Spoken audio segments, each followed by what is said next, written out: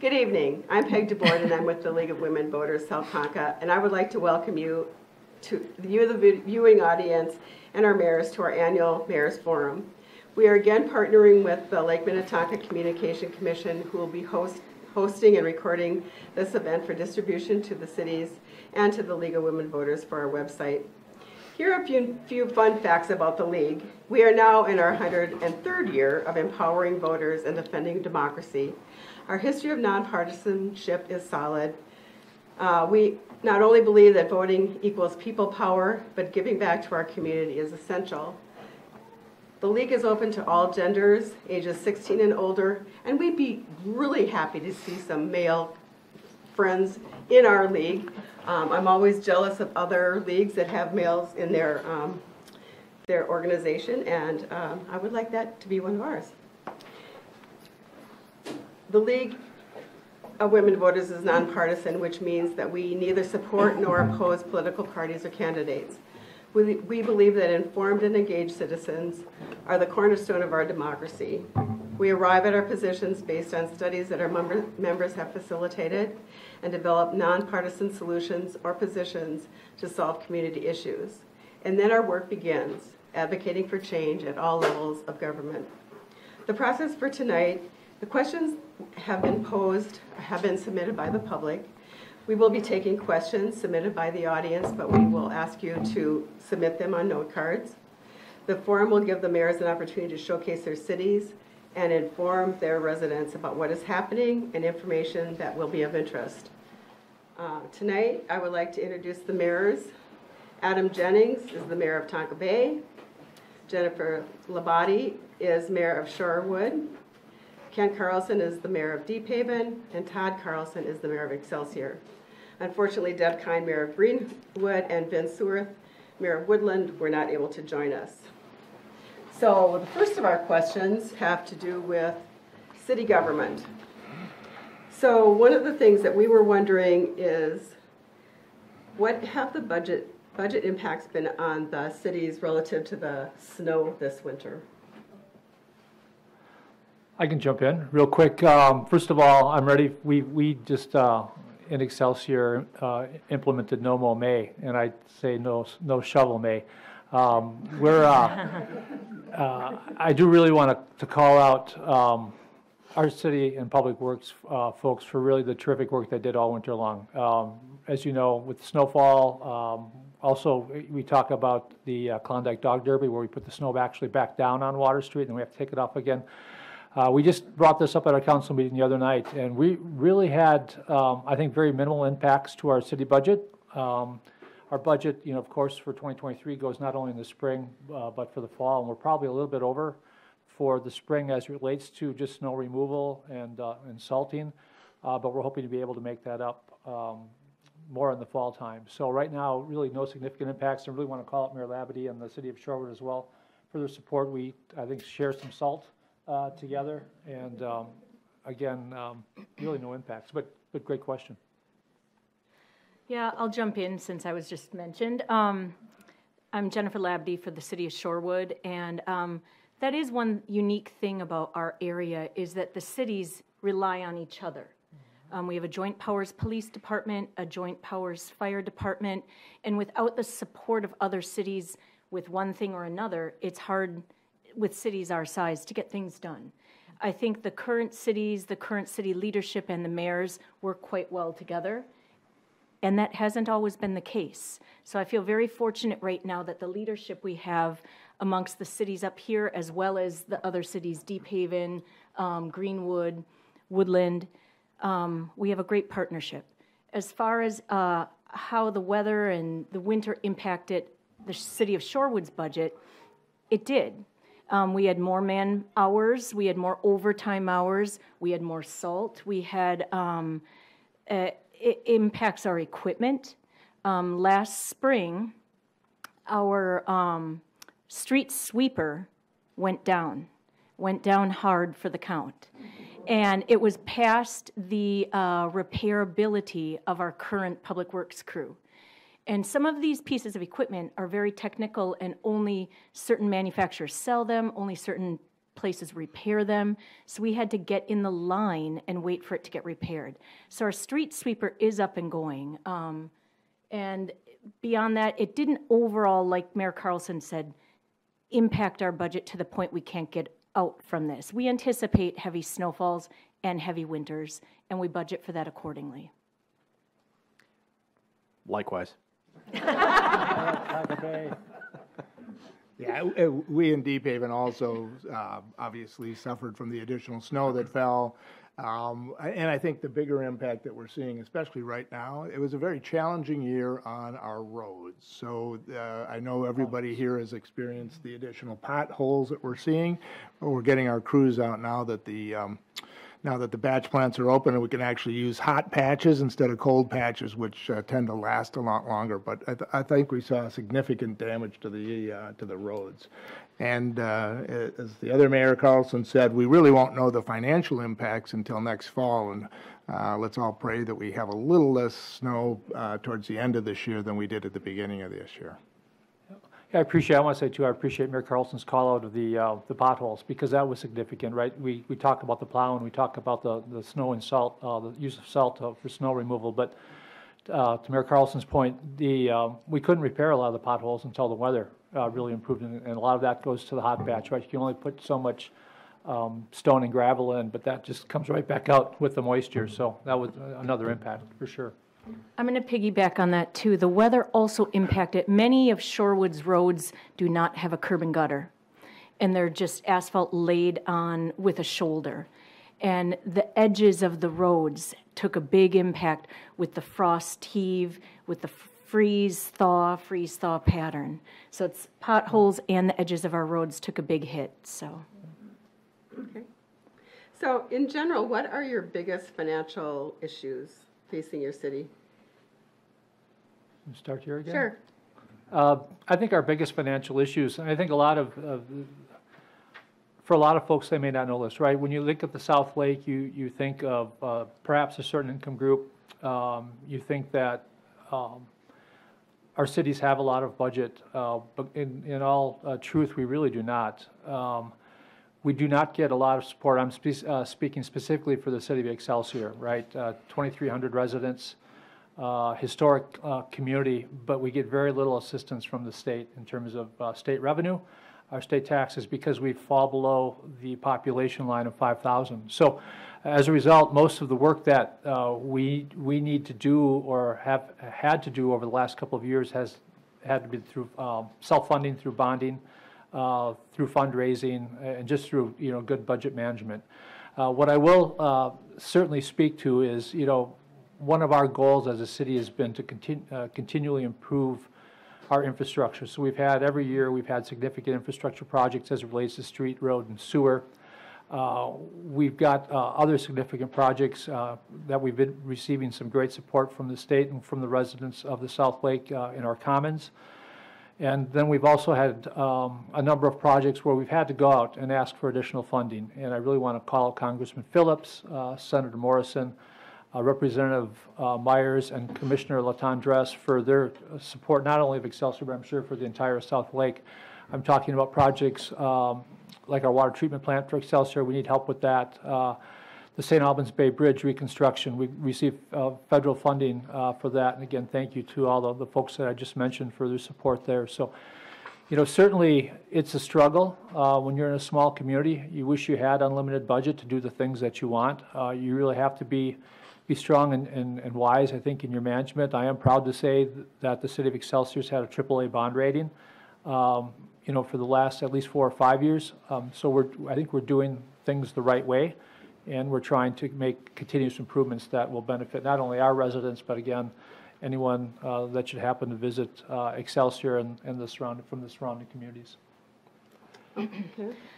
I think this would probably echo with every mayor up here, but the city of Shorewood and many cities around the state and the area, the aging infrastructure is in need of repair, in need of maintenance, and the amount of repair and maintenance that's needed is outside of small cities' budgets. So that's one of our biggest issues, is tackling our aging infrastructure at a rate that doesn't financially bankrupt our city. Most people don't realize, but the city of Shorewood, over half of our residents are on private wells. And when we put in a brand new road, meaning we tear up the road completely, we touch the base or the substrate of the road, lay down a new road, that's when it's the most financially feasible and economical time to install water mains. When we do that, we don't currently force residents to hook up. It is an option to hook up. If they choose to hook up, it's a one-time hookup charge of $10,000. However, in the more people that hook up, the better it is for our city. We have, right now, if everyone would hook up, we would have over $4 million of hookup fees, but those people have chosen not to hook up. So the city council has discussed at work sessions and open meetings, should we change our policy? Should we look at when people sell their home, it needs to hook up at that point? Should we look at, there's a graduated time period when they need to hook up, or should we leave it as it is? All the improvements to our city take money. And so that's our biggest issue, is just dealing with our aging infrastructure, bringing our city up to a more modern standard, and encouraging people to hook up to water, and that'll help us finance some of these larger projects. And when and if you decide to do that, I just want you to know that Tonka Bay has excess capacity in our water treatment capability, and we would certainly be willing to. See, but we don't want to buy water from other communities. We have the capability and the capacity. So I would have to echo, infrastructure is by far our largest issue that we're dealing with right now. It was interesting, back when I first was elected to city council in 2016, I sat down with our city engineer at the time, and before I think his hiney hit the seat, he said to me, your roads and sewers and water lines, they're all shot, and they need to be replaced 10 years ago. Anyway, so we've kind of been working our way through that, and I have to echo Mayor Carlson's sentiments to our representatives. I think we've had a significant amount of support, from Congressman Phillips at the federal level and also at the legislative level. Certainly, Senator Morrison, who was Representative Morrison at the time, really went above and beyond to try and help us raise funds to repair our main water line, which we're going to break ground on probably within the month now. So for those of you who don't know, kind of our main water line along County Road 19, it's about a 2-mile stretch. That's like the main artery that provides water from our treatment facility to the entire city. We've had a significant uptick in breaks just in the last few years. I think in 2018 or 2019, we had upwards of probably 20 to 25 breaks. And the repair costs on those can be anywhere from $20,000 to $25,000 per break, and that's on an operating budget of about $1.2 million. So it quickly strips us of, funds. So I could go on for quite some time. And anyway, I'll just say it's going to be really nice to get that taken care of. The one thing I will point out is that just with inflation, on top of the infrastructure costs, we're chasing inflation and other upticks and increased expenses right now as well.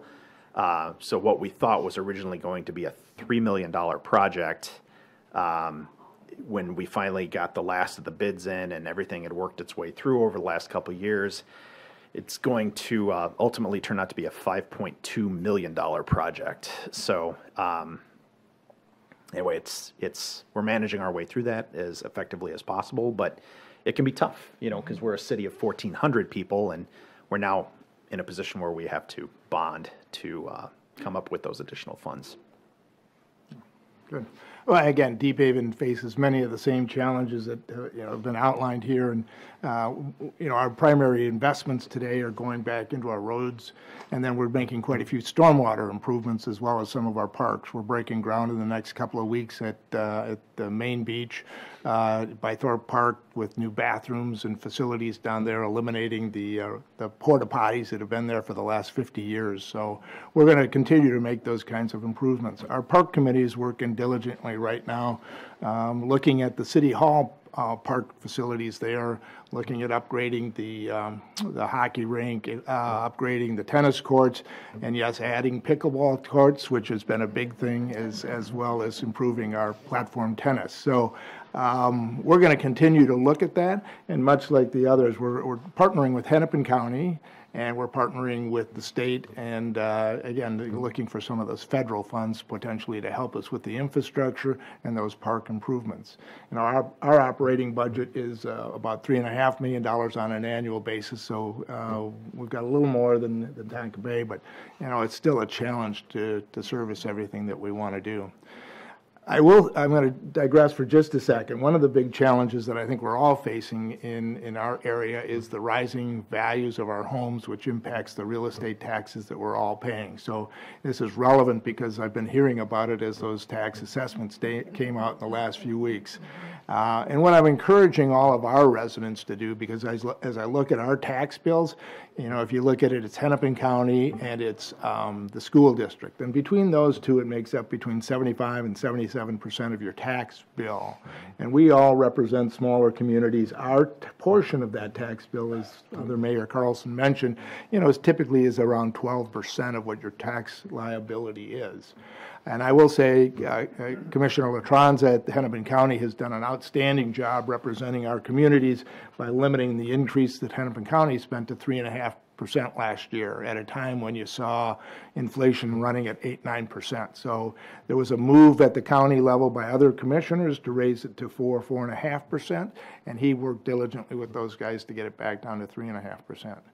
But that's going to continue to impact us, not only the increase in spending by Hennepin County, but if you think about District 7, which is on the northwest part of Hennepin County, for the last few years that has expanded greatly. So it added a lot of new homes, a lot of new lots, and that helps spread the cost over a bigger area. And that's not happening now in today's environment. So that's going to impact us. And then there is a shift from the commercial industrial. If you look it up, the real estate taxes that the IDS Tower is paying this year, next year, are less than they were paying a couple of years ago. So there's a shift from that industrial commercial to the residential. And there's a shift from other areas out to District 6, which we all participate in. So being aware of that and then helping address that concern as your residents call is something that I think is important for us, as well as just keeping in touch with our local government bodies to say, guys, you're going to need to hold spending down because it's getting hard.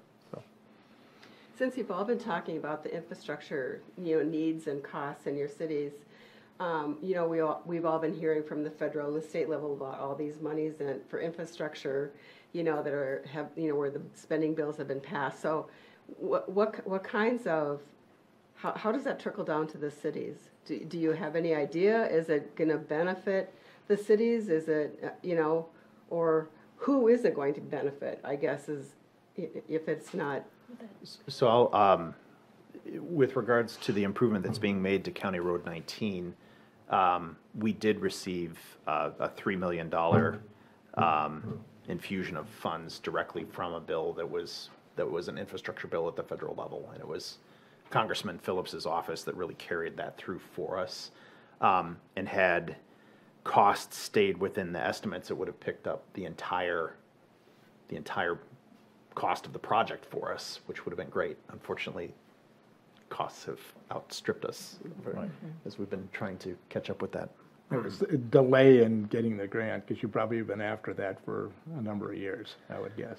Yeah, it's all said because there's always a lag. Like, so you put in your request. I mean, you have to put together the estimate and the project and put that all together, and then you put in your request, and that takes time. And from the point in time that we probably got the ball rolling to now that we're breaking ground, it's been about 2.5 years. Right. So. Yep. Anybody else have any thoughts about how you might benefit from the? I'll throw in, sorry, I'll just throw in real quickly. There was something that came out, I think, this past week from Pete Buttigieg with regards to having federal funds for road safety, and we're looking into that to see if it's a possibility as well for Tonka Bay right now. Oh. So. And candidly, we're making some applications for some grants, both at the state and the federal level as well. One of the projects that I've been pushing for is we have Deep Haven Elementary School in the heart of Deep Haven, and Ridgewood Road connects to the city of Minnetonka. Minnetonka has a sidewalk along Ridgewood Road, and if you've driven the road, it's narrow, it's windy, and what we're trying to do is encourage those kids, those elementary age kids, to walk to school, ride their bikes to school, but that road really makes it impractical, dangerous, if you will, for that. So we're applying for a Safe Routes to School grant to help us with the design and ultimately the construction of a sidewalk along there. And we've got 2 or 3 other areas in town where we're going to apply for that similar type of grant to help us link up the community better. So, But sometimes the state Safe Route from Schools grant is a small portion, or it pays for the feasibility study or the engineering fees. So as far as the federal goes and as far as Shorewood goes, like Mayor Carlson said, we are still exploring different things and applying, and there is a lag. From the time they announce they're going to give money to the time the cities realize what their needs are and if it's appropriate for their city, then they apply, and then by the time it trickles down, it's quite a lag. We're also, the city of Shorewood's also pursuing several grant options and funding options through the state of Minnesota, pretty aggressively, with the help of Senator Kelly Morrison and then Representative Patty Acomb and Andrew Meyer. And those specifically relate to Highway 7. Okay, great. Yeah, and from Excelsior's point of view, again, I highlighted the federal assistance we'd received on the St. Albans Bay Bridge project with Greenwood.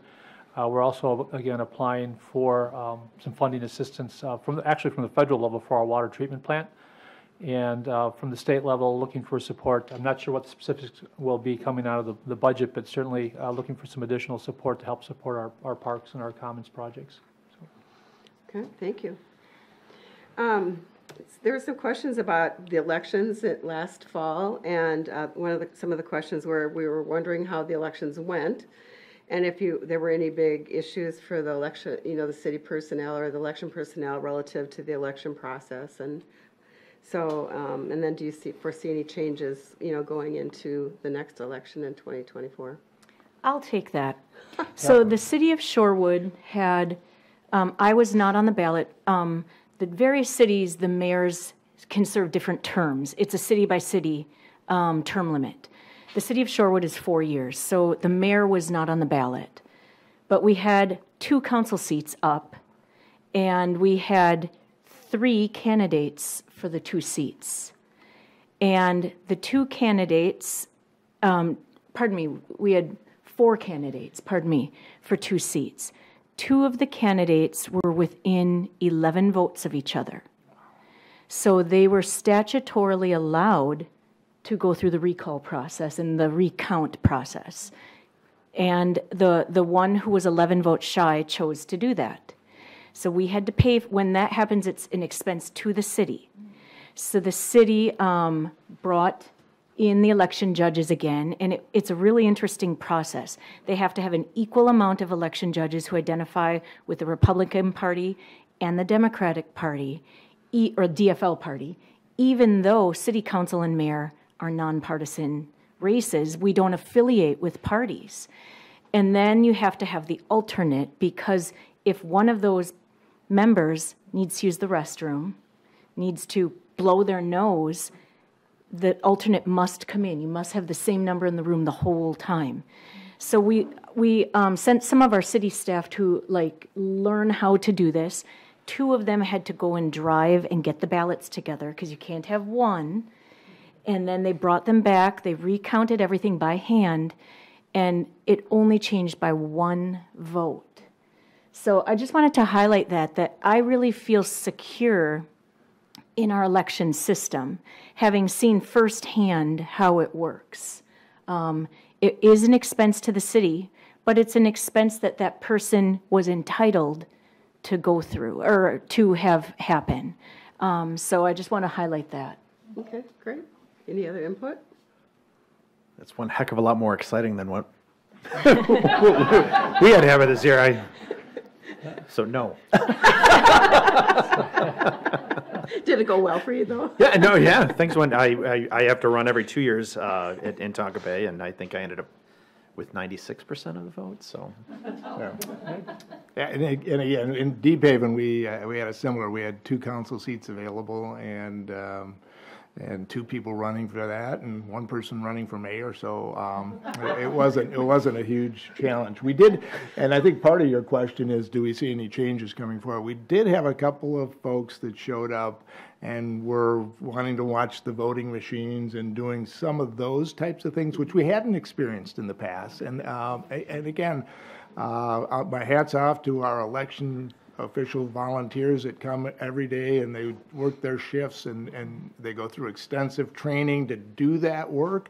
If you spend any time and you look at what it takes to become an election official, it's a lot of work. And so I have a tough time saying that there's any kind of funny business going on in these elections. I think they're pretty straight up, especially out in the South Lake area, where all our residents are great people. So. well, and I want to add to that too, because that's a really great point. I think there probably were a couple people that I've heard just in passing who might have reservations about the process, but certainly the process is so open that if there are folks out there that do have questions, I invite anyone who has any concerns, or you can be part of the process. If you want to be an election judge, or you want to be involved, raise your hand, get involved, and you can see it firsthand. And we need more. Yeah, we need more. we truly do. There's plenty of openings for those who want to participate. So. Yeah, the one comment I want to make is, again, really, there wasn't, for the city of Excelsior, I think it was really, again, another smooth election. But the comment about involvement, and this is where I want to go as you talk about, upcoming elections, is I think at any level of government it's hard to find good people, right? And certainly at the city level, everybody's busy. Each of us up here, I can't say, what they're paid, but I make $300 a month, right, to be the mayor of the city of Excelsior, and it takes a lot of time. And the only reason I say that is I think sometimes it's hard to find good people for the elections. And, we can say, oh, it's nice to run unopposed, and it is nice to run unopposed. And I think when you run unopposed, as I think many of these councils have the last few years, it's an indication of, the work that you're doing is being respected, and folks think that you're on the right path. But I think it's always good to have involvement. It's always good to have challenge. I was challenged in the last election. We had 2 council seats. The council members were not challenged. The mayor was challenged, and I welcome that because I think it welcomes open dialogue. I think it allows you to really highlight positions and really what your vision and what your direction is for the community, and then the community can decide whether they want to get behind you or for your opponent. But I think that would be my challenge in the upcoming elections, just to folks that may be watching this or sitting here, is get involved, and if you have the time, it's all about making our community stronger. I firmly believe that. Great, thank you. So, Excelsior Mayor Carlson, we've heard that you've received a development grant from the Minnesota Department of Employment and Economic Development. So could you tell us a little bit about that? Yeah, the grants we've been asking for and bringing forth actually a number of grant requests, and these have to do, certainly again, we talked about the bridge, we're talking about our water treatment plant, but also with development of some of our downtown properties. And one of the grants that we had requested for was a new project, 339 3rd Street, which I believe is going to be really a transformational project for our community. And, change is, I think, difficult for everyone. In this case, I'm really confident with the direction that we're trying to take the community, trying to maintain scale and character while at the same time bringing in additional residents to help support our businesses and help support the viability of our community. So what's it going to involve? It's some of the grant, the project itself? Yeah, the project itself, 339 3rd Street, it's a combination, it's a partnership, a public-private partnership that we entered into with a company called Red Leaf Partners, and also with the architect Snow Krylik, which is one of the preeminent architects within the state.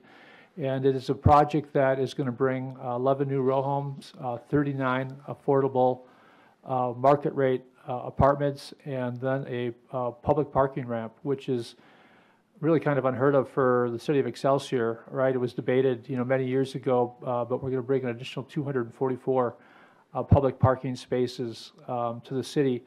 And the goal of that parking ramp, quite honestly, is to help consolidate some of the parking and the traffic that we have in our community. It's going to be painful over the course of the next year and a half as this project is built, but hopefully when things are done, the goal is to try to get a lot of the visitor and tourist traffic that we get, especially in the summertime, to our community off the residential streets and into one centralized area of downtown.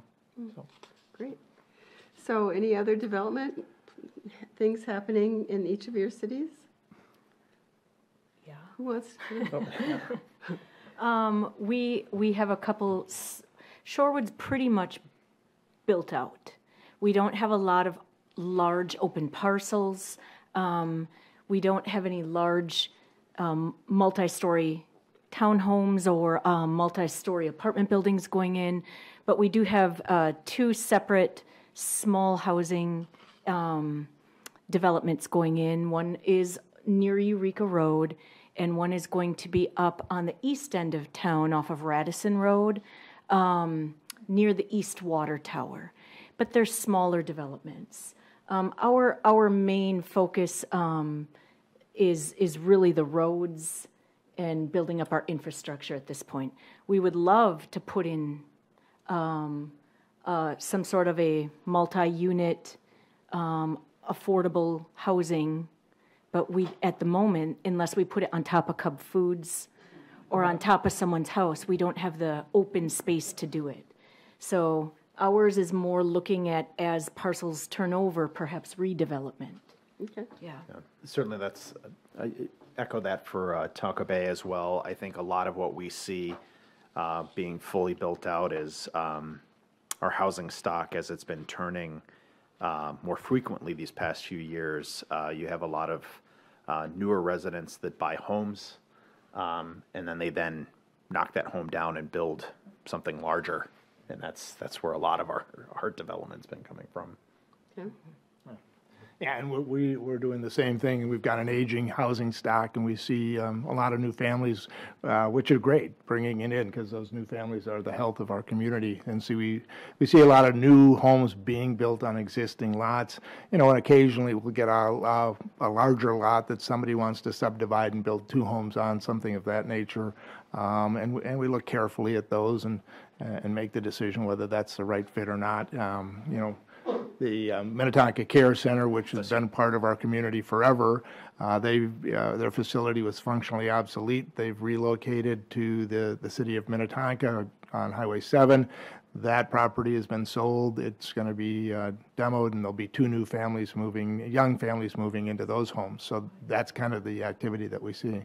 The only other thing that Linville Properties purchased Deep Haven Square, which is our small commercial area, and they're going through the process of redoing that, upgrading it. They just finished upgrading the parking lots. They're looking for new tenants. The community would desperately like to have a sit-down restaurant of some type that would be there. And the new owners, candidly, are great people, and I know they're working hard to fill it up and do a good job on behalf of the community. So. Okay, thank you. So earlier you mentioned Highway 7, and I think some of the questions had to do with is there a proposal for upgrading Highway 7 and especially crosswalks between Shorewood and Excelsior, across Highway 7. So can you speak to that at all? Let me defer to you first of all. I think you've got a major project that you're working on. Highway 7 is a state highway. So no cities have jurisdiction over Highway 7. MnDOT has jurisdiction over Highway 7. MnDOT did a traffic safety audit and presented their results to our city councils. And basically, the intersections that Shorewood has with Highway 7, MnDOT's really not looking at doing any major improvements for a decade plus. The improvements they suggested were trimming trees to improve sight lines, things along that nature. So I've been mayor 3 years, and I was on council 8 years before that. We were talking about this at council meetings right when I first got on council. The state leadership has changed, our senator has changed, our representatives have changed, even our own council has changed. But what hasn't changed is Shorewood's desire to have improved safety for access onto and off of Highway 7. We all, well, almost all, have intersections that touch Highway 7, but Shorewood's intersections include Eureka Road, which is a large turn-on and turn-off for Freeman Park. Freeman Park is a Shorewood park that hosts large-scale softball, baseball, soccer, and cross-country events. And when those games are happening and people are turning on and off, they're not necessarily making the best decisions. I think people in this area understand how dangerous 7 is, but those events bring people in from outside of the area. However, in the morning and in the evening, people are turning on and off Highway 7 to get to work and to get to Minnetonka High School. We're talking new drivers who are 16, 17, 18 years old are also not making the best decisions. And it's very stressful for anyone who has wanted to get onto 7, and you're waiting and you're looking, then you look in your rearview mirror and there's suddenly 6 cars behind you.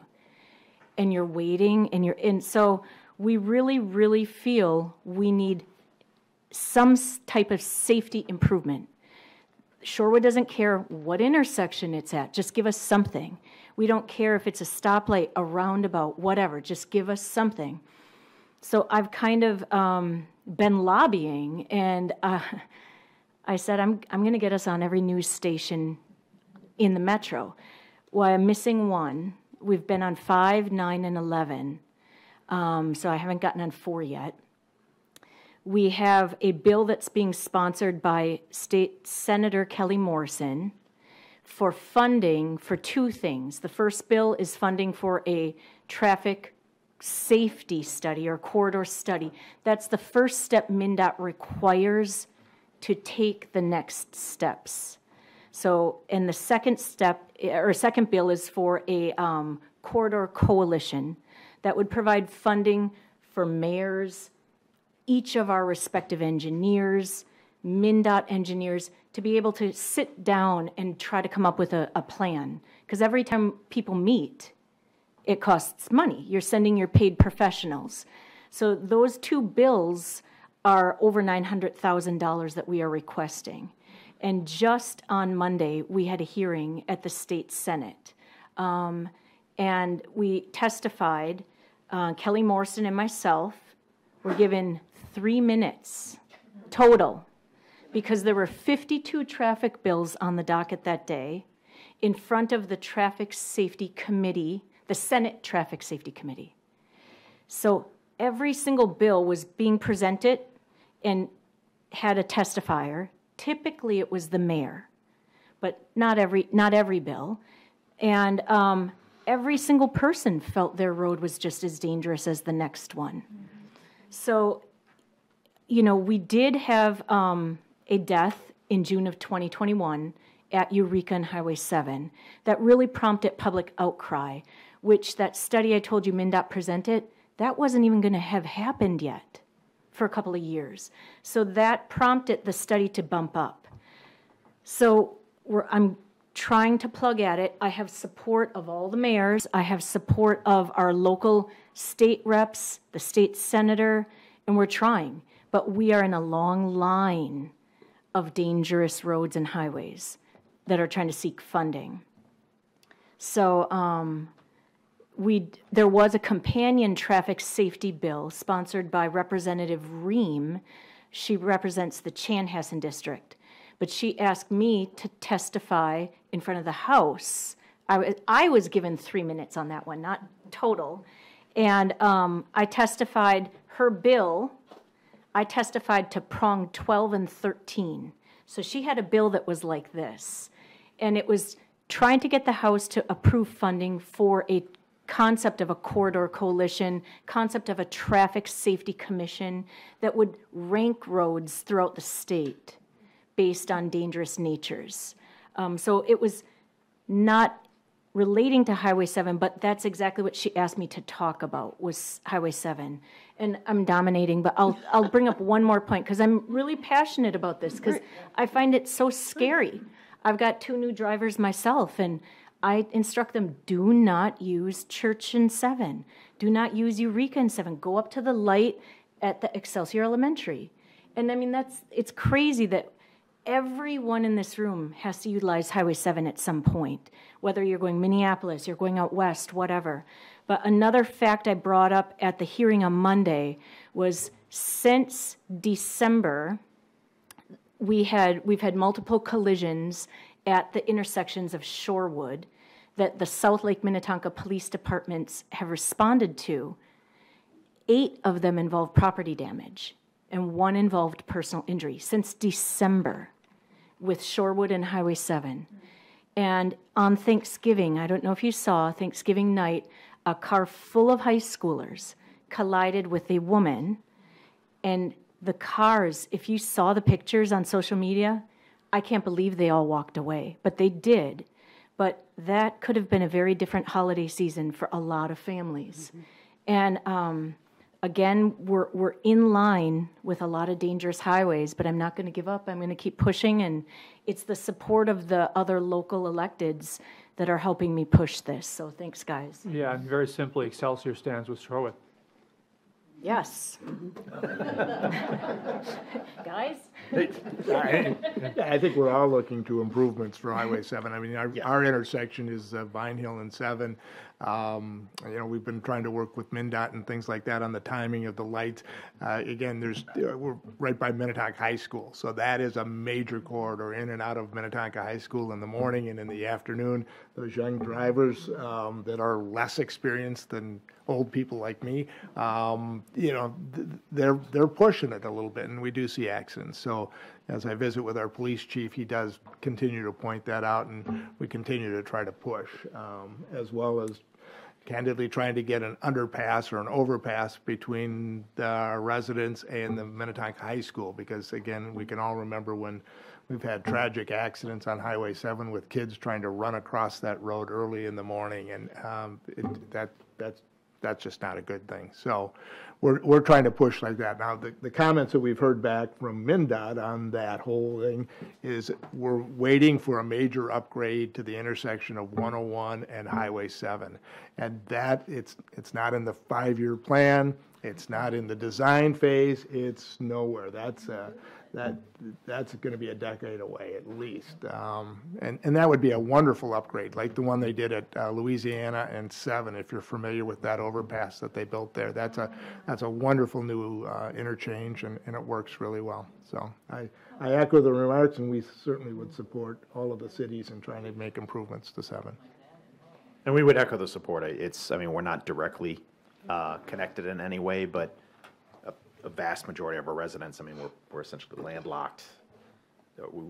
We use 7, so it's in everyone's best interest. So, and one fact I brought up when I testified with Representative Ream at the House, when MnDOT did this study that said they wouldn't do anything for 10 years, they had an interactive map that people could go onto the website and log in and actually put up a pointer on exactly where they had a concern. A box would pop up and they could log their concern. Over 1,000 people logged concerns about Shorewood's intersections. And the reason why, obviously we are concerned, but I called for student transportation and said, are your bus drivers scared? Have them log on. Here's the website. I called Minnetonka Baseball. softball. I contacted Tonka United Soccer. They blasted it on their email to 4,000 households. So, but the bottom line is over 1,000 people took the time out of their day to log onto a website and log a concern. So that, I pointed that out. I think that's an impressive statistic. Okay, great, thank you. The next area is about public safety, and the questions are, what are the biggest public safety issues that your cities are dealing with? I think I'm going to jump on this one Sure. real quick. So, the three of us, Excelsior, Shorewood, Tonka Bay, and Greenwood as well, we all are part of a district, so the SLMPD. And in this past year, there were actually 2 initiatives that we were able to take on, and this is due in large part, actually, it's due to the new chief, Chief Tholen, Brian Tholen. Who's a Shorewood resident. So he would love some Tonka Bay water. And to shop at Excelsior. Yeah, exactly. So, his first year in, I really have to hand it to him. He applied for a grant from the state of Minnesota. We were able to get an additional officer, which is 100% paid for by the state. That is designated and focuses solely on enforcing DUIs in the area. And then the other thing that he did, essentially we became part of the West Metro Drug Task Force as well.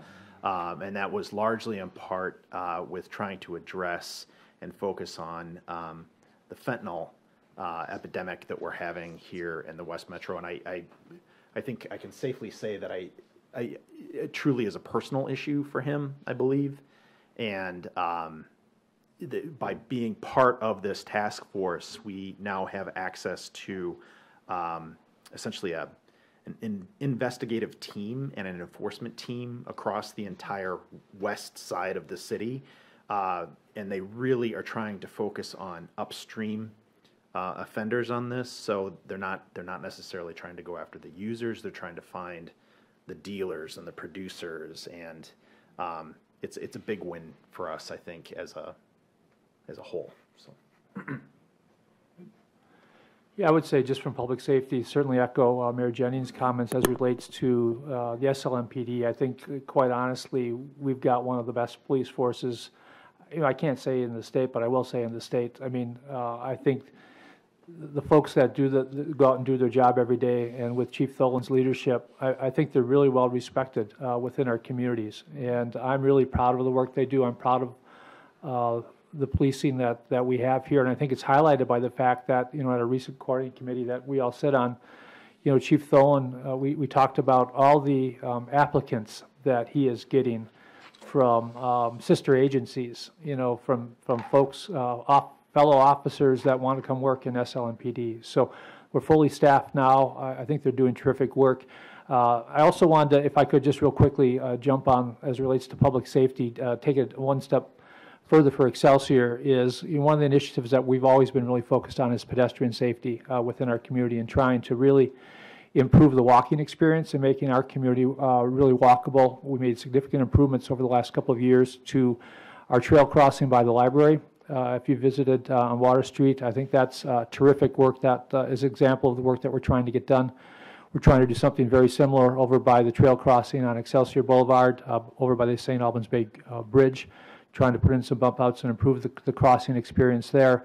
And then one project I really want to call out, and I've challenged my council and I've challenged my city staff on this, is I think it's a critical project for the city of Excelsior, is the Mill Street corridor. And that project is being done, again, it's at the county level, which means, and it also involves Shorewood. And there's an open house tomorrow night at from 5 to 7 at St. John's the Baptist Church for anybody that might be interested. But the Mill Street corridor is I have challenged again, critically important to our community for bringing our community together. Right now, when you think of Excelsior and you think about walkability, I think a lot of folks focus on the village. which rightfully so. You come into town, you shop, you go to restaurants, and you walk around the village. It's easy also to walk over to College Lake. You do have to cross Oak Street, but it's very difficult to get in into our 3rd Street. I'm sorry, our 2nd Avenue and our 3rd Avenue neighborhoods. And those neighborhoods contain a lot of residents. We have a lot of apartments towards the end of 3rd Avenue, and it's very difficult for those residents to get into town. I've watched people run for their lives trying to cross Mill Street. And so we've got a Mill Street Corridor project in conjunction with the county that I think is going to be vitally important for our community. My hope is that we're able to connect Mill Street somehow to the trail, the Three Rivers Park Trail, whether it's a switchback for bikes or for people to walk down, where they can then, instead of having to cross Mill Street, can very easily, coming from Chanhassen or Shorewood, access the trail and either walk or bike into town. So I want to be sure that that was called out. Okay. One of the questions had to do with the use of recreational marijuana and now the no THC products. Have the cities noticed increase in those kinds of issues or not relative to the?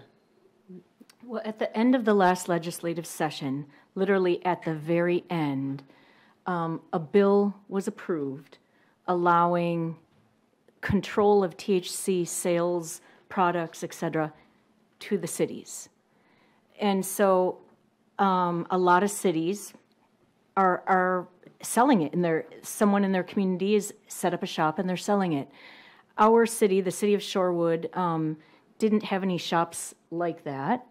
And we decided to place a 1-year moratorium or a 1-year stop because we really feel, and we've written letters in support of, this needs to have another look at it, and regulation needs to be more uniform, and it needs to still take into account each individual city. I mean, we need to have a say. What may be right for Excelsior or Tonka Bay may not be right for the city of Shorewood. So our 1-year moratorium is coming up to expire, and now it's in front of the legislative session again. So it'll be interesting to see what happens, because now we have new council members and we have new eyes looking at this. So, and I think that is common all around the state. I don't know how your cities handled it. Yeah, we actually have our planning commission looking at what to do because the move is to legalize it. And the concern that's been raised within the city of Deep Haven is really, the proximity of our potential retail outlets is adjacent to either a church, a school, or most definitely a residential neighborhood. And we're concerned about what that impact might be. So we've got our planning commission looking at it, and then we'll bring it back to the council and see what their recommendations are. Tonka Bay also instituted a 1-year moratorium as well, just to take a closer look at things and study it. That being said, we've seen no impact whatsoever from a city standpoint, and from everything that at least I'm observing at the legislative level. I mean, it's the bills are moving very, very quickly through the legislature, and it sounds like there's going to be legislation in place, possibly even before the end of session, that will remove cities from the process altogether. So, yeah, and from Excelsior's perspective, I would have preferred a moratorium in Excelsior. I think the city of Excelsior, though, aligned with the state as related to the recent legislation. Again, I thought it was a little bit too early, and there was too much, I think, confusion when those first bills were passed. But we've had no issues since aligning. Okay. And I just want to clarify, one of the reasons Shorewood passed the moratorium wasn't because we were saying no sales ever in our city. It's because our city code and ordinances don't touch on this. If this is going to happen in our city, we want rules and regulations similar to like a liquor license that allows the city to regulate who gets it, the hours it's sold, etc. And like Mayor Carlson said, maybe where it's located in proximity to churches, schools, etc. So because most cities did not have rules on their books, that's why the moratoriums started popping up. Okay, great, thank you. So we're gonna start doing some things on environment. One of the questions is about the deer overpopulation. So it says the deer population is taking a toll on our trees and gardens. It seems that there are too many deer and not enough habitat. What can be done to control the deer population, and what are the cities going to do to help us with it? I'm not thinking about deer, I'm thinking about rabbits. In my yard. That's the story at my house as well, but. Yeah. We have coyotes for the rabbits. Coyotes, please send them to Excelsior. I won't say where. No, deer. I can't speak. I won't speak to this question this evening, just because I'm not aware of a deer issue. You know, I see them crossing Mill Street and Powers Boulevard. You know, as I travel that corridor, that's where I do see quite a few deer. Actually, I don't recall seeing really any within the city limits. We had a few foxes, you know, a few years ago, and we've got a lot of rabbits. I can speak to that, but not to deer. Okay, what I'm going to say might anger some people, but this is the current process in Shorewood. The city of Shorewood hires sharpshooters. They are archers. Residents throughout Shorewood have given up their land to allow the sharpshooters to get deer that are maybe in the marsh or whatnot. Every single arrow the sharpshooters shoot has to be accounted for. If they hit a deer and the deer runs off, that person is ejected from the program. These are really highly skilled archers. And we bring them in several weekends in the fall, and they give a very detailed report, how many arrows they shot, how many deer they took down. So you can go back several years. We've done this several years, and if that interests you, call the City of Shorewood City Hall, and they have it all documented. We plan to do that again this year. There are people who oppose that. There have been animal rights activists who have contacted me. That is the current procedure that's been voted on by council, and will happen again this year. So we did talk about this as a council, and we unanimously in Tonka Bay decided that we would take no action. Largely, I think the thought was that we live in a very natural environment. I mean, my entire neighborhood is kind of peppered with wetlands. We have coyotes, foxes, deer. And while we're taking no action, it sounds like Shorewood is probably taking care of it for us, because the deer don't know city limits. Maybe not according to some of your residents, but. Yeah, and in Deep Haven, what we've done historically is we have aligned ourselves with SWAT officers, if you will, and they come in and they in the fall will set up and try to harvest some deer. In the last few years, candidly, we've had them set it up, and they have not had a opportunity to take any deer. I think the deer population, for some reason, is kind of managing itself in our area. Either that, or they're moving on to Shorewood, or Minnetonka, or someplace They're else. leaving Shorewood. They're scared of us. Yeah. So. Yeah, I know they're not. I know they're not. I'm feeling left out. City of Excelsior is feeling left out on this one. We do have Yeah. one extremely large old buck that lives up on the hill behind the middle school. I don't know if you've seen him, and he has something wrong with his tongue. It kind of hangs to the side. But personally, I hope they never get him. But there. all right, well, He's my favorite wild deer. yeah, don't kill Bambi, yeah. Yeah. Another question has to do with composting. So the EPA estimates that more than 24% of solid waste material in our landfills is organic material, which could be composted and used for bettering the soil. So what are the plans for curbside compost pickup? So we set up a program last year to try to measure interest and set up a composting area near City Hall. And we had limited participation. The council is talking about whether we should enact something that would be imposed on the residents. Now, candidly, we resist that most of the time, to say that everybody has to participate and the additional cost is going to be $7 a month or whatever it might be to participate in it. It is a topic for discussion because we all do, on a personal level, agree that all that additional organic material going into the landfills isn't the best use of the landfill space. So it's a topic of discussion. I've only got one vote, so I can't tell you what's going to happen.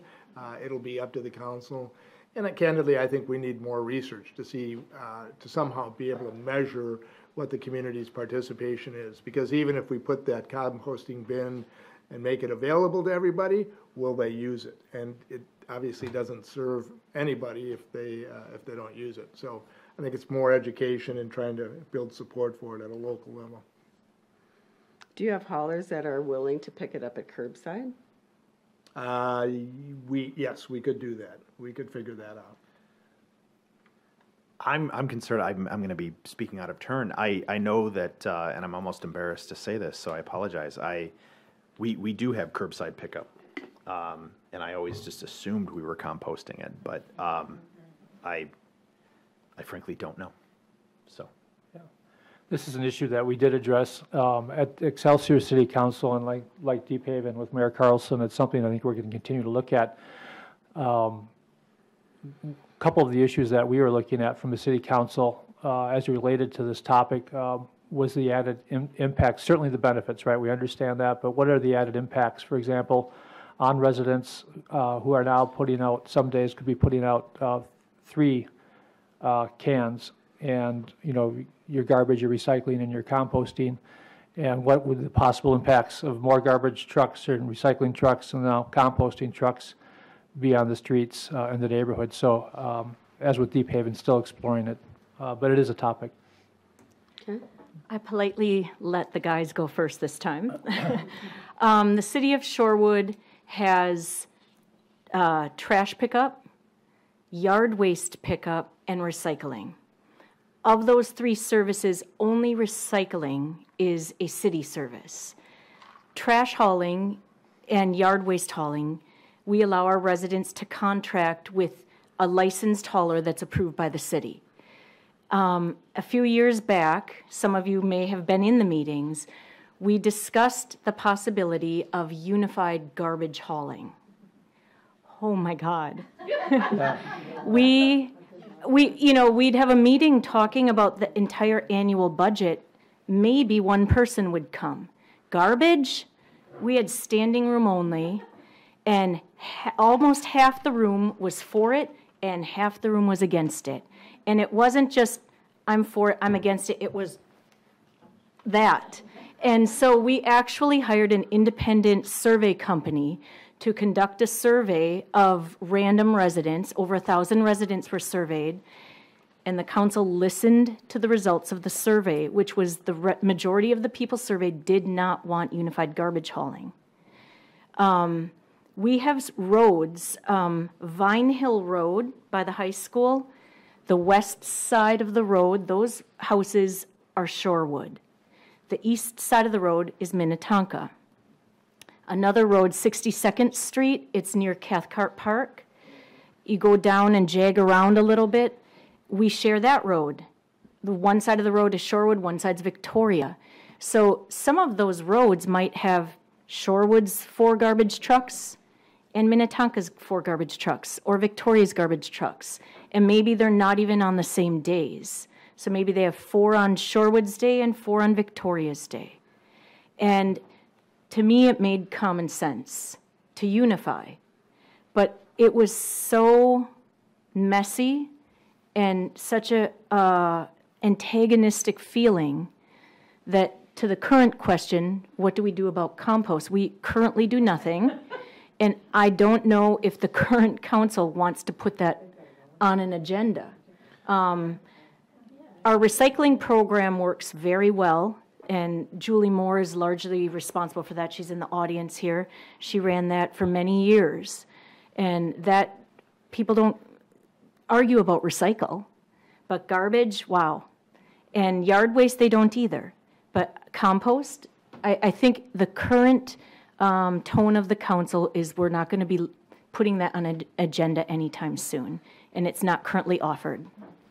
I feel very thankful. The one thing, we are unified on everything right now. We do have yard waste. That's probably the best way to define it. I don't know if it's composted, but whoever asked the question, I have it. It's on my list to do. So we'll bring it up at the next work session. So. We're fortunate we have unified as well. And the real logic behind it is, as the mayor mentioned, is minimizing the truck impact in the residential neighborhoods, both on the condition of the roads, but just the number of vehicles that are driving around, so. I agreed, I'm on record agreeing, but anyone may remember we had people with homemade signs in the yard. We had people with bed sheets, don't control our garbage. And it was just, I got more emails about garbage that year than any other topic. Yeah. And so did the rest of council, because at that point, I was a council member. So former Mayor Zerby would probably agree with that too. All right, wow. Yeah, garbage. Who knew? In January of this year, 16 Minnesota cities from all over the state sent a message to the legislature that the time was now to act on climate. So I guess our question is, what are the cities doing to become more sustainable relative to carbon neutrality and in new builds, as far as remodels and things like that? What kinds of efforts are you putting into that? I'll jump in on this one. We actually just this past year, I think within the last 6 months or so, I was stating earlier that, we're largely built out as a city. So a lot of what we do is, a new resident will come in, they'll build a new home. A lot of what Tonka Bay does at the city council level, because we're so small, and we don't really have a planning commission, we get a lot of variance requests at the council level. And we're doing two things. One, right now we're trying to streamline our code so that it's more easily understood, so it's easier to plan. I think that'll help streamline things just in a lot of ways, just simply from an understanding and efficiency standpoint.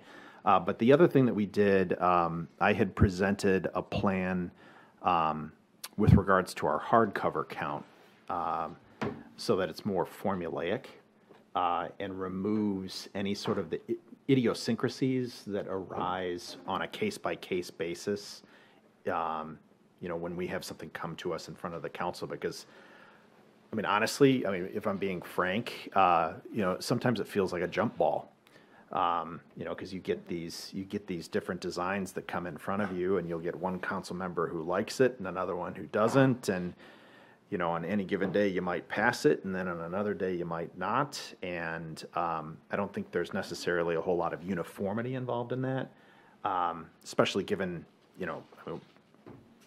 we have very few conforming lots. I think we did a survey on this, and I think it's something in the ballpark of 60 to 70% of all the lots in Tonka Bay are all non-conforming. So they're not even, a standard size. And anyway, I'm meandering, so I apologize. Hopefully I'm still making sense. Anyway, that's what we're trying to do. There. Somebody take over. Somebody, quick. We're all talkers. In case you haven't picked up on that, we're all talkers. Yeah. So what we're trying to do in Deep Haven really is we're primarily focused on water quality at this point. Deep Haven, for those of you that don't know, has one of the strictest standards as it relates to impervious surface. Our hardcover is 25%, and what we ask the residents to do, if they want to go beyond 25%, so we do that through a conditional use permitting process. And because we have a lot of small lots, like Tonka Bay, we have a lot of folks that are on 7,000 square foot lots. And if you think about building a regular house on a 7,000 square foot lot, you put in a 35-foot driveway, which is our minimum setback. You put in a 2-car garage. And between the 2-car garage, the driveway, you've burned up about 12% of your hardcover. So it only leaves you 12% for the footprint, no patio in the back and those kinds of things. So what we do is we impose some type of mitigation, and it can be a rain garden, it can be an underground system, it can be any one of those things to help really address the runoff. And then the other thing that we're doing, and this really falls on the city's responsibility because we're the ones that created the problem. We have areas in town where we drain our roads directly into Lake Minnetonka and our other wetland areas without any type of treatment at all. So as we're making new road improvements, we're addressing those stormwater issues and making improvements to those areas. Candidly, we've got some residents that live at the end of streets, and they've taken it upon themselves to correct those street ends and put in rain gardens at their own expense, and they have a license agreement, if you will, to maintain those rain gardens at the end as a way of trying to improve that stormwater or filter that road debris before it goes into the lake. So that's our big focus. And again, at the local level, what all of the mayors here are doing is we're touching the residents on a daily basis. So we're providing the fire life safety issues, we're doing the street repairs, we're doing all of those kinds of things to do that. And from a global perspective, we really need the state, the county, and the feds to help us with the climate change. So Ken very eloquently said what I wish I had. I wish I would have said that. Because we're doing all of those things as well, so. The city of Shorewood is doing all of that as well, including updating our code, and we're doing it on a slow process. We're trying to go cover to cover, but as items come up, we look at that particular section of the code as well at the time it's before us. We also allow solar panels on houses, and several years ago, then Mayor Zerby, and then when I became the mayor, we both met with a company who was proposing putting in electric car charging stations in some of our parks, specifically out here at Badger Park, right on our campus here, and in Freeman Park, because those are considered destination parks. Like I touched on earlier, a lot of people come for a soccer tournament. And if they're coming from St. Cloud, if they're coming from, the other end of town, Woodbury or something, that's an hour here, they can charge their car and an hour back. The talks were just that, talks. They never went anywhere. But that's something I'd like to bring up again, either with a company, possibly another company, and providing that as a municipal service might be a possibility down the road. So that is another avenue we looked at. Yeah, in terms of sustainability for the city of Excelsior, I mentioned a couple of items earlier, certainly no mow May. We're also focused on pollinators in terms of the work that we've done with our public works folks in terms of what they could use for weed treatment. We just recently initiated a work group to make sure that the city of Excelsior can become a Tree City USA. Trees are very important to our community. At our most recent meeting on Monday evening, we also put in, believe it or not, water restrictions for the upcoming year. It's something we adopted last year when the drought was going on, but again, to be good stewards, we thought we'd bring it back for odd even watering, even though it seems to be plenty of water. This year, we're just encouraging folks not to run their sprinklers from 11 to 5. So we put those restrictions back in place. And like Deep Haven, I think our big focus is on stormwater management, and every infrastructure project that we undertake. In the past, we didn't have a lot of curbs, whether it's a standard curb or a ribbon curb on a lot of our streets. So a lot of the water was running directly, it was just runoff and, again, going straight into Lake Minnetonka. So with a lot of the projects we're doing, we're really focused on, it's this infrastructure improvement, making sure that the stormwater is addressed going into Lake Minnetonka. Are there any EV charging stations kind of thought about in your parking ramp, your new parking ramp? Parking ramp, I can't speak to the parking ramp, but I do know that we have put some EV charging stations in our east parking lot. And again, we had a similar, I think, project where we've contracted with a company to do that and just kind of monitor that. So. Okay. Anybody else? All right. One of the things that always comes up at our forums every time we meet is just about affordable housing and why can't we have more? And we all know, I guess we've over the course of the last few years when we've talked about this, we've always talked about the expensive property, and that it's really challenging with some of the building codes that make things safer but make it more expensive as well. And I think one of the comments from one of our citizens would be, we talk about wanting affordable housing and wanting transitional housing for people who are who are in need of that. And thinking that our cities are too small and it's such a daunting task to think about whether or not that would be something that could be happen for us. But the question posed would be, would the cities be willing to participate in a collaborative effort with local nonprofits, faith and community engagement groups to discuss that? Just what maybe the issues are, and maybe as a kind of a coordinated effort about housing in general. For people who need affordable housing, if that would be something that you would consider. Short answer is yes. Yeah, I mean, I think we would welcome it, but again, for the city of Deep Haven, any kind of any type of apartment building or multi-unit building is a real challenge, because all of those buildings under the Uniform Building Code require fire protection, and that basically boils down to a sprinkler system like you see here in the center. We are all on private wells. We do not have city water, with the exception of a couple of projects close to the border of Minnetonka, where St. Therese built a senior care facility. That actually has water service that comes from the city of Minnetonka. And at that point, that was kind of the last project that was eligible to hook up. Minnetonka has informed us that they don't have any excess capacity. If we wanted to expand and utilize their water in other areas, they don't have that capacity to give us. So unfortunately, those projects from a building code require fire protection, and we don't have the ability to deliver it because we're all on wells. If a nonprofit group or organization would want to come to a Shorewood City Council meeting, I'd welcome them on the agenda. If they want to get more in depth, I would request a work session that the council could meet with them. As far as a collaborative effort, that gets a little tougher because you're talking different municipalities and different city lines and different water and fire protection issues. But if an organization wanted to approach the city of Shorewood, we would definitely welcome a sit down. Yeah, and we'd welcome that as well. I served for a number of years on the board of PPL, and I'm a big advocate for supportive housing, especially that transitional stuff as folks are going through challenging times.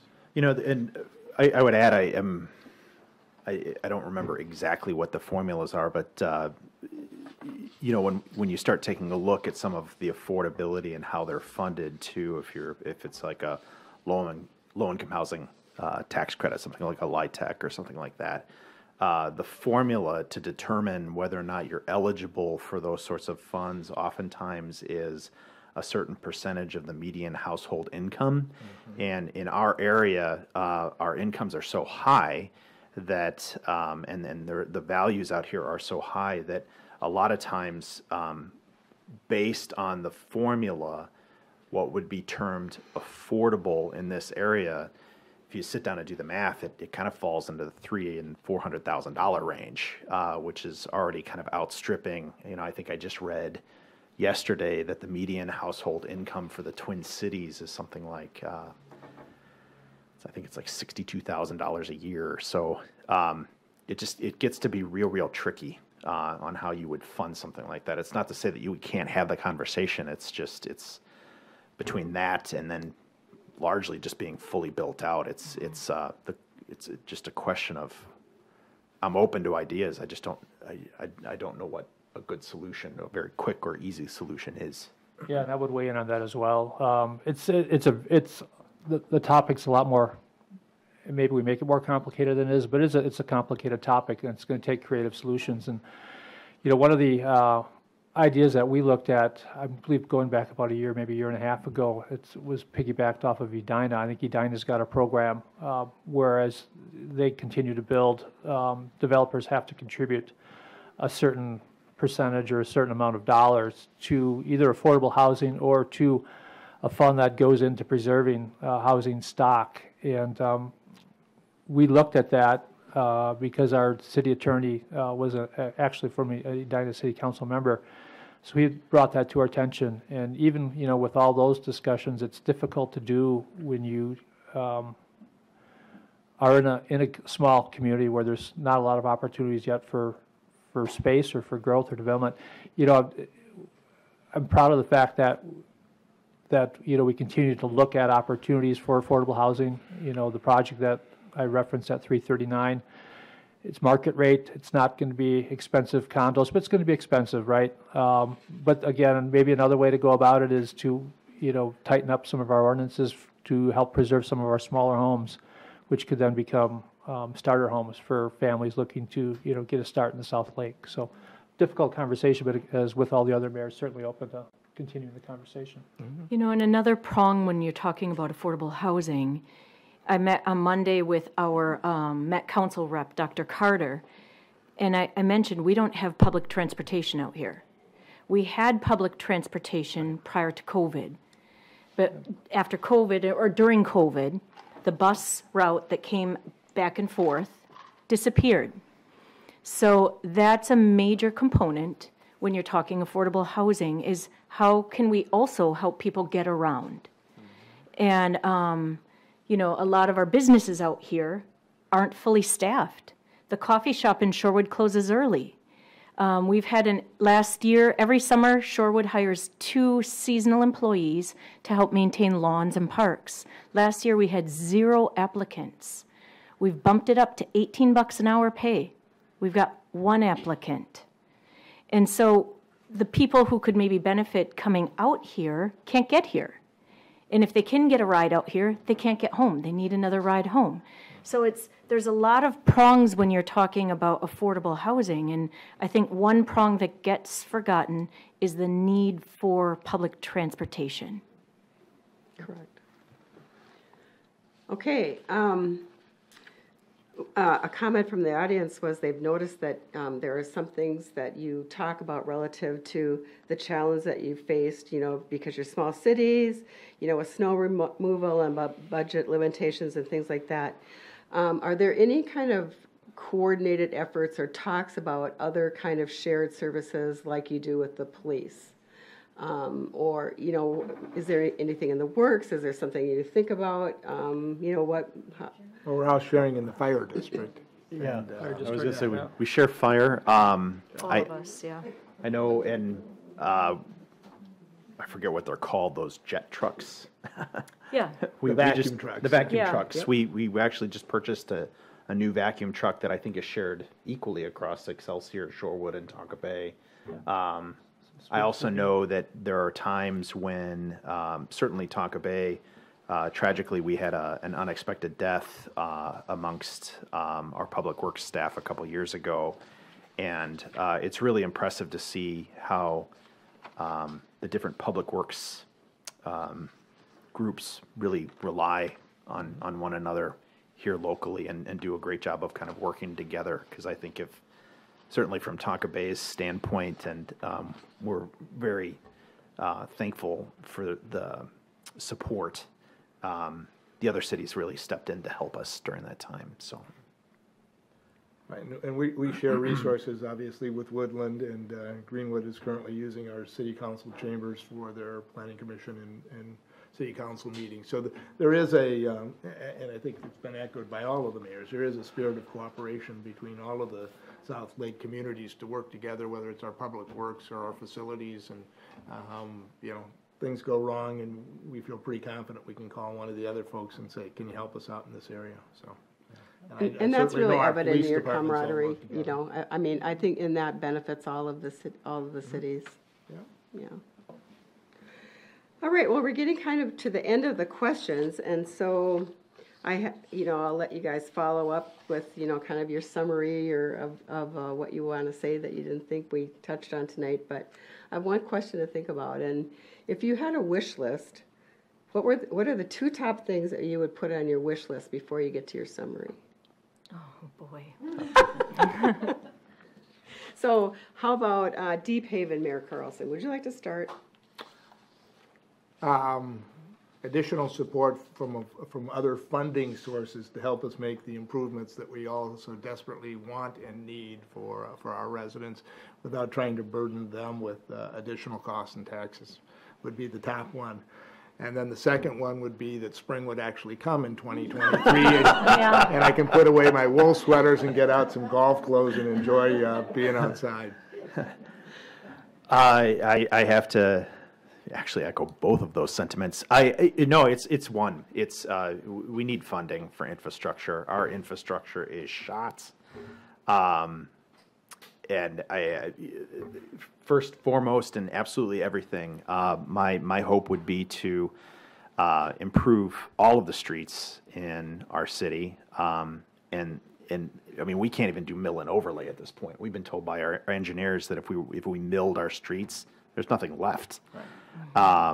And because our sewers and our water is shot as well, if we're going to tear up the streets, we have to go in and do water and sewer at the same time. So what is otherwise like hey, we could repave this road turns into a multi-million-dollar project. And when you're looking at 1,400 people, I mean, a city that frankly is smaller than the high school that I attended, and we have our own water treatment facility, and we're trying to tackle several millions of dollars worth of just infrastructure improvement. I mean, that's going to be probably our number one priority and goal for easily the next decade. Okay, thank you. The same for Shorewood. I mean, at St. Patrick's Day time, in different parks throughout Shorewood, we had pots of gold. They were little plastic pots. You were supposed to take a selfie with the pot, leave it there, don't take the pot so that the next person can find it. Then either text it or send it to city, and you could come in and claim a prize. And much to a lot of people's dismay, the prize was not a pot of gold. Yep. It was a bag of chocolates. But I would love a pot of gold for the city, that we could do some of these projects. We have taken on some projects. This park's a great example. The surface all around the playground equipment, the swings, it is a matte surface. It was absolutely the most expensive surface we could have put in, but we did it knowing it was expensive to allow better access for wheelchairs, for accessible strollers, for people with walkers. So we want to continue to make improvements like that, and it takes money. And so that we don't go over budget, because like Excelsior said, we also have a AAA bond rating. We don't want to lose that. We're doing it slowly.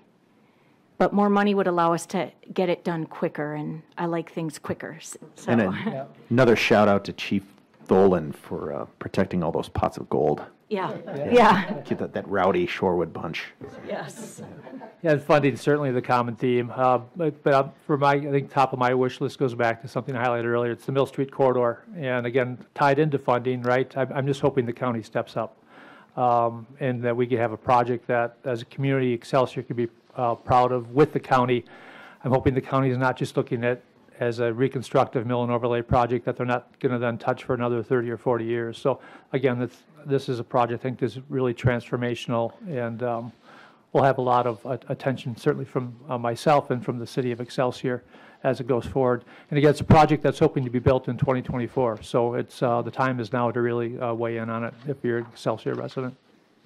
Thank you. Or Shorewood resident. Or Shorewood resident, yeah, Yeah. thanks. Again, it impacts, it's coming from Chanhassen, right? The trail stops at Chanhassen, stops in Hennepin County, and you move from that 6-foot or 10-foot wide asphalt trail to hop on the street and hop on what's basically an on-ramp to Highway 7, and that's my biggest concern and complaint there, so. Okay, great. Well, who wants to start their wrap-up first? rock, paper, scissors? Yeah, why don't you go? I'll start. First of all, I want to say thank you to everybody for coming this evening and for your interest in hearing us speak on what's of concern and what's taking place in our communities. I really appreciate this opportunity to always participate in this event, Peg. For me, where I really want to wrap, in the past maybe I focused on some of the big projects. We didn't talk about Excelsior Hotel tonight. We've talked about that in the past. We talked about infrastructure, certainly important, but I want to talk more about the softer projects for Excelsior that I think really can define a community and define the character of your community. And, I was just reelected again. My goals in the next 2 years, as I've talked about, are really to try to bring Excelsior together as one residential community that's walkable and easy accessible. I want to call Bill Lester, who's here tonight. Thank you for introducing yourself, Bill. I'm proud of a project that we've got taking place, again, in our 3rd Avenue area over off of Mill Street. We're building a community park in that area, which is down by a lot of the apartments. And you think about all the kids that live in those apartments that really can't have access, or it's difficult to get over to the Commons or to, maybe the Excelsior Elementary School playground. All of a sudden, they're going to have their own playground in the neighborhood, basically right across the street. And again, that's, I think, a great example of building community, and really it's a soft project that's going to have a significant impact for our town. Another soft project that I'm really proud of city of staff and for council and for our residents stepping up on is our Oak Hill Cemetery. A cemetery that has over 55, my guess is probably it's now around 75 veterans going back to, I think, the Civil War, all the wars. And so, unfortunately for the city, I would consider it a black eye, right? It's been a parcel of our property that's been neglected. I hate to say that, but we just recently put in place the Oak Hill Cemetery Commission. We've got council, we've got staff focused on that. We recently received, as part of a public a benefit for an approval for a project, a potential contribution of $250,000 to help improve that. We've aligned with Wreaths Across America to help honor our veterans this fall with wreaths at the cemetery. So again, it's just an example of another project that I think, a lot of conversation tends to get built around the big what's coming to town, right? Is it the hotel? Is it the parking ramp? Is it, infrastructure? But these are soft projects that I think can really bring community together. So I'm really proud of the Oak Hill Cemetery work we've done in a very short time, cleaning up trees, restoring gravestones, restoring the vault that we have on that property. So it needs to be a centerpiece of our community. It needs to be something that Excelsior is proud of. And it needs to be again, an area where, again, the residents visit. And becomes actually part of our community instead of something that you drive by on Excelsior Boulevard. And then the only other thing I just really want to highlight, I've always, really called out Excelsior. My vision is to make Excelsior the place to work, live, and play in the South Lake. I love the work that we're doing in the Commons, whether you agree with the pavilion or the concession project. We're making transformational, I think, efforts to keep what we have as a natural resource, but to improve the facility so, again, minimum impact on the park, maximum benefit for the residents and for the visitors that come to Excelsior. And again, with that, I talked about Tree City USA. I think that's going to go a long way. We have an Oak Savannah protection project. We're trying to protect our historic oak trees, again, certainly in the Commons, but also throughout town. Again, these are the smaller things that I think can really help maintain character and maintain a sense of community. So that's what I'd like to really focus on tonight, not get into some of the bigger projects that maybe we've talked about in the past. Great, thanks. Ooh, that's a lot to follow. Again, thanks to everyone for coming this evening. The city of Shorewood has had a lot of changes. We've had a lot of changes in personnel, including Mr. Mark Novinsky in the very back there is our brand new city administrator, started in January. We have a new public works director after 26 years, Mr. Larry Brown left. We have a lot of new staff, and with some of the new and we have 2 new council members. With some of the new staff, the new commissioners, the new council members, we have some new thoughts, new initiatives, and I encourage anyone to come to a city council meeting, to reach out to your elected officials. Mayor Carlson alluded to his $300 a month salary. We're not that much more in Shorewood, and we don't have offices. This is the phone listed on the website. So we are accessible. If you want to reach us, you're going to find us. You know, I bet the number listed for Mayor Jacob Fry of Minneapolis isn't his cell phone. But we don't even get a cell phone. So, not yet, Mark, right? But we just have a lot of new things happening. This month, we're involved in the National Mayor's Water Challenge for water conservation. It's an initiative mayors all across the country can invite their residents to take part in it. It's at mywaterpledge.com, or find my Facebook page and you can learn more about it. It's also on the city website, and it'll be in the next newsletter. We have Walk with the Mayor coming up next month. It's just one night with a second night as a rain out night planned, because you never know at this time, or a snow night. Bite my tongue. We just have a lot of new things happening. And I want to thank you guys all tonight. I mean, government has gone through a major transition of this partisan nastiness, and it has trickled down all the way into local government. And it has made sometimes meetings uncomfortable. It's pitted residents against each other. This is the most well-behaved bunch I've ever seen. You're all welcome to any meeting we have. Yeah, and we're just continuing, like we said, to make improvements to our city, to our parks, to our roads, to our infrastructure, and stay within our budget.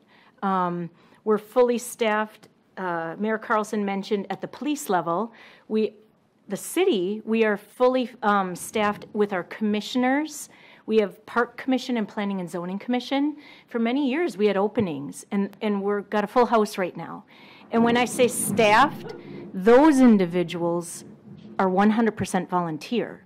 So it's active, involved people like you guys who make our jobs worthwhile. So thanks for coming tonight, and if you have any more questions about Shorewood, you know where to find me. So I'd like to thank the league, fellow mayors, for coming. The collaboration has always been great. I really like these events, and thank you for coming. It keeps things robust. We need to keep having the conversations. It's good to have these moments. I'll try to keep this brief. Essentially, you've all heard me talk about infrastructure, and I'll continue to bang away on that. I should add to the wish list, and something that I haven't talked about tonight is we've really been putting a lot of effort and money into trying to improve our parks. Certainly Manitou Park, which is kind of central to us and sort of on our main street, which is, County Road 19. You've probably seen a lot of things going on there. There's still a lot of work to be done, and we're figuring those pieces out as we move forward. But really, kind of the vision here is to do everything that we can to integrate more fully with the other cities around us. So right now, I think our next big initiative is to tie into, for Manitou Park, directly into the trail that's right next to us. And that will hopefully pull us closer to Shorewood and Excelsior. Excuse me. Where was I headed with this? Oh, yeah. So, but, the wish list, if I could just wave a magic wand, what I would really love to do is make County Road 19 more pedestrian friendly as a whole. Because certainly I have 2 young kids, and my dream would be to see them have the ability to hop on their bicycles, pedal their way down to downtown Excelsior, grab an ice cream cone, maybe watch a movie, and do so safely. And that's the key word. The great thing that I discovered as I continued to kind of dig into things is, one, there already is a plan in place. There's a plan that exists, let's put it that way, for a bridge that goes over County Road 19 for the trail itself. I would love to figure out a way to get that built, and so that we don't have a crosswalk. And then Three Rivers Park has actually already put together a pedestrian-friendly plan for County Road 19, which would link the LRT with the Dakota and it would go all along County Road 19 into Orono, and would really, really love to see something like that happen. So with that, I'm gonna just thank you again for coming. piggyback on that because I think credit is due. The proposed bridge crossing, a lot of the groundwork that went into that was former mayor, or Shorewood's former mayor, Scott Zerby.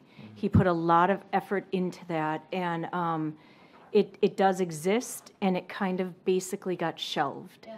And it was shelved due to funding issues, and but Mayor Zerby really did put a lot of work into that.